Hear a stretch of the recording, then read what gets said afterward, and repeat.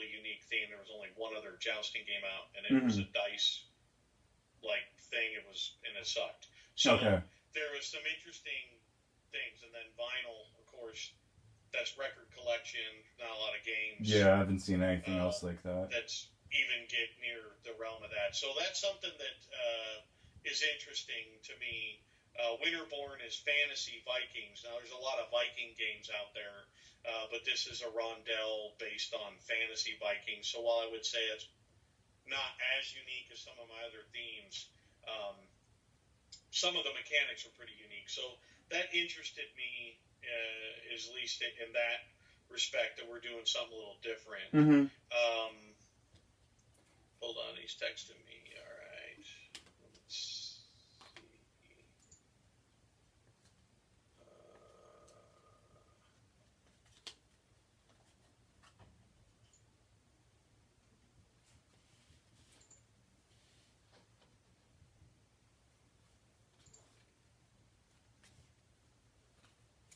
Let me see if I do this right.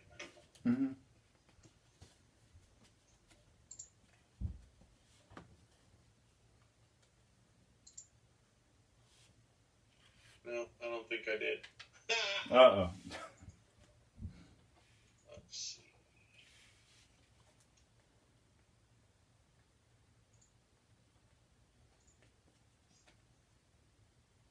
Let's see if that adds it.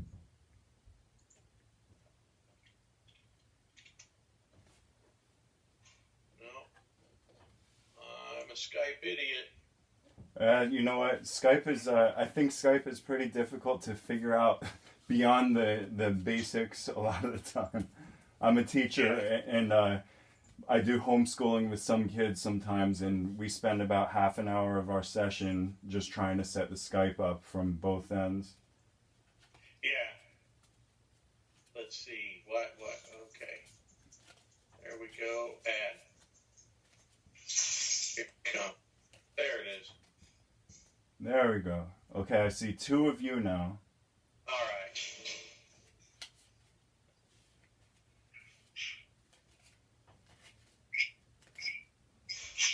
All right, I see Eric. There you are. Hey, my technophobe got it. Funny guy. All right, I'm not a complete technophobe. Let's be realistic. So I just kind of gave him the background. He kind of talked to me a little about how the dungeon populates. You roll the dice. You're going to pull tiles. You populate it how you see fit, based off the number, and then you move that same number, so you can populate tiles in the opposite direction that you're moving if other tiles are populated already, different things like that. And then when the tiles are laid down, predetermined things occur based on that tile. He was going to talk a little bit about the sealed rooms, and I did give him a little bit of background on our company, and why I contacted him, what kind of interested me in what I observed. So just go ahead and talk a little bit about the sealed room. How does that mechanism work? And Sure. So as you're building the dungeon, you'll eventually come across these tiles. These are the sealed room tiles. Okay. And what happens is the sealed room works as a wild card. So anytime you land on that tile, like say you roll a 3, right?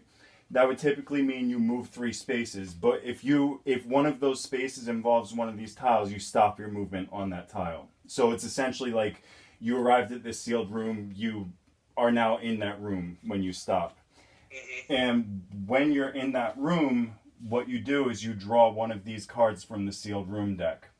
And what we wanted with this mechanic is we essentially, we wanted a hybrid piece that's kind of a risk-reward system, and also a piece that kind of pulls all of the players into each player's turn. So, for example, you draw one of these cards, and it has a scenario that's written on it. And these scenarios, a lot of the time, occur in real life. So, for example, this one is called the arena. So, you picture, you enter the sealed room happens to be an arena, and I'll explain why that's the case based on the theme in a minute. So this sealed room reads, you stumble into the midst of a battle, roll the red die. If you roll even, you're victor and you win an item. If you roll odd, you lose, and all other players decide your fate. The way they decide your fate is, kind of like the ancient gladiator thing. If they give a thumbs up, there's no consequence. If there's a thumbs down, you have to discard all of your items. So it's one player's turn, but it involves all other players. Another example of a sealed room. This one is called Time Warp. Roll the blue die and multiply your result by 10. From this point forward, you take as many turns as possible within the time limit. For example, if you roll a 3, you will have 30-second time limit to take as many turns as you can.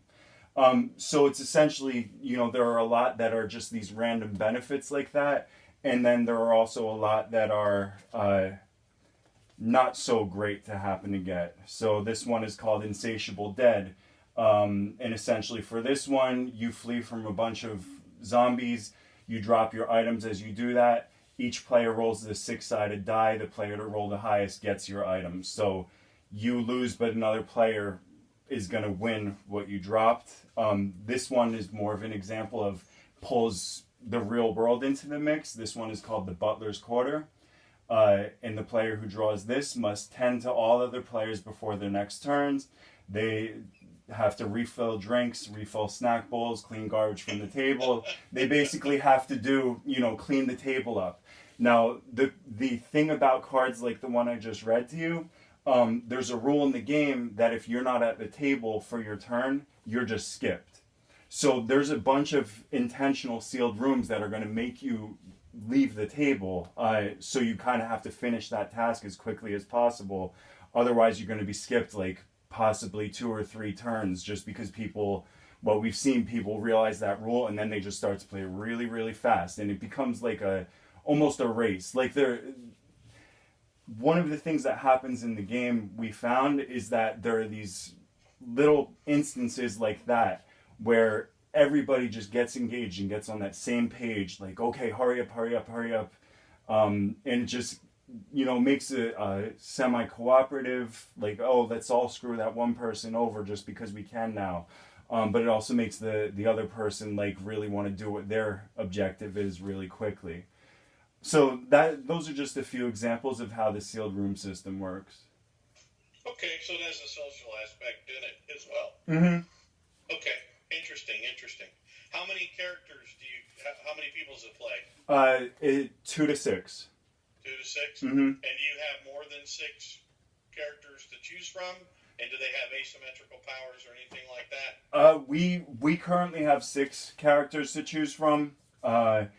And what ends up happening with the actual characters, I'll show you a couple of examples. On the cell sheet, we showed this one.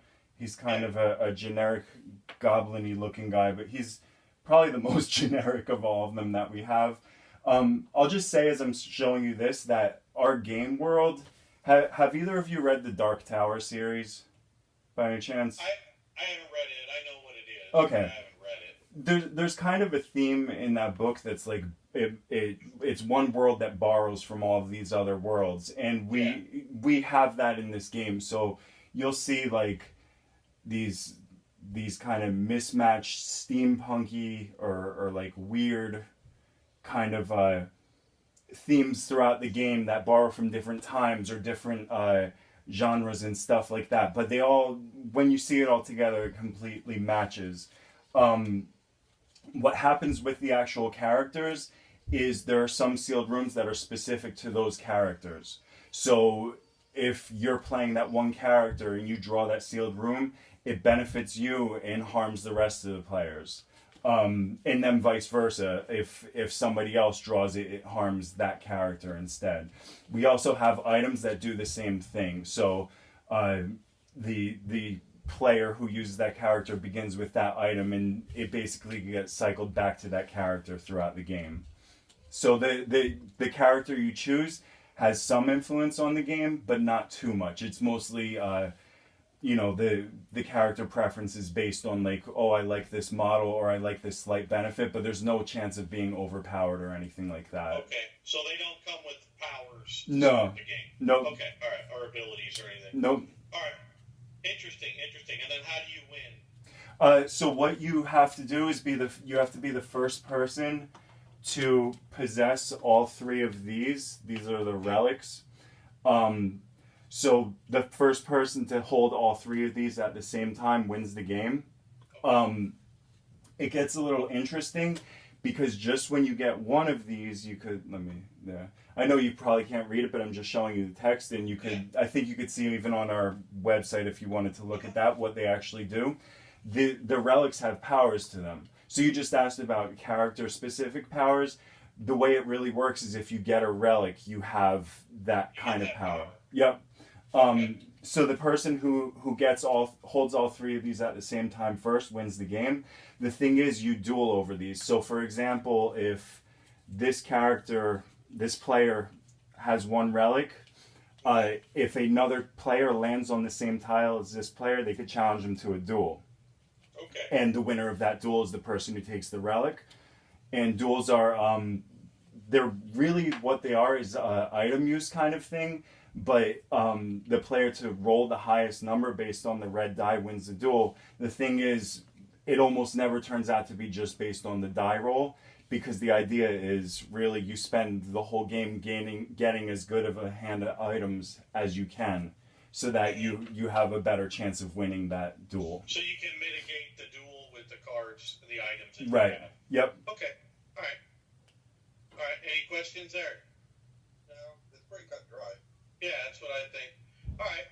Well, hey, Owen, thank you for your time. I'll tell you what, we got your information, so we'll be in touch and we'll let you know. I really thank you for taking the time to talk to us about it, and I think it's interesting. I really, I like to look for something that's a little bit off the beaten path, a little bit different. So that's kind of what interested me about the sealed room idea, and I thought that was an interesting thing. I appreciate taking the time out of your day to talk to us, and I'll email you, and we'll talk, okay? Cool. Thanks a lot. All right. All right. Good to meet you guys. Take care. All right.